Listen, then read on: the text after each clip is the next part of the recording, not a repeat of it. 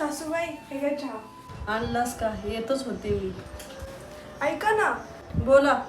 माझ्या भावाचं ना आता लग्न ठरलंय, तर त्याला आपण जरा पैशाची मदत करूया का? किंवा सोन्याची चैन केली तरी चालेल, अर्धा तोळा तरी चालेल. वा गो वा, तुझ्या बापानी तुझ्या भावानी तुझ्या लग्नात फुटका मनी तरी घातला का?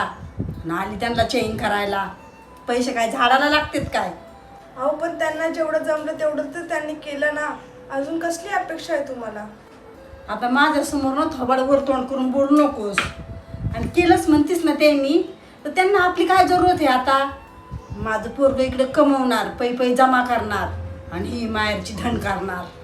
अहो सासूबाई, हे काय बोलताय तुम्ही? त्याचं लग्न ठरलंय, आपण थोडीशी मदत केली की त्याला कसं बरं वाटेल ना, म्हणून म्हटलं. तुम्ही तर सगळे उन्ही धुनीच काढायला लागलात. का उन्ही दुनी काढू नकोस? एवढी संसाराची आहेस का तू? माझं पोरग इकडे एवढं तू मरून कमवणार आणि तू सगळं उडवणार, ते बी माहेरच्यांच्यावर. काही अक्कल बिक्कल आहे की नाही तुला? हो बरोबर आहे, मला कुठं अक्कल आहे? मी कुठं संसाराची आहे? गेले 2 महिने झाले माझी चप्पल तुटली आहे, तीच शिवून घालते. का? कारण ती तिथं माझे 200 रुपये वाचतील म्हणून.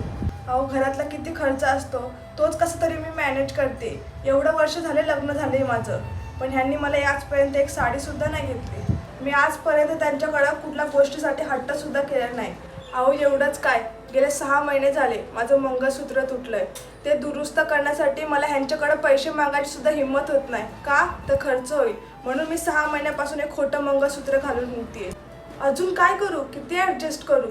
आणि तुम्ही म्हणताय मला संसार करता येत नाही, मला अक्कल नाही. माझा संसार, माझे पैसे, माझ्या नवऱ्याचे पैसे वाचावे म्हणून मी एवढी धडपड करते, आणि शेवटीच मलाच अक्कल नाही.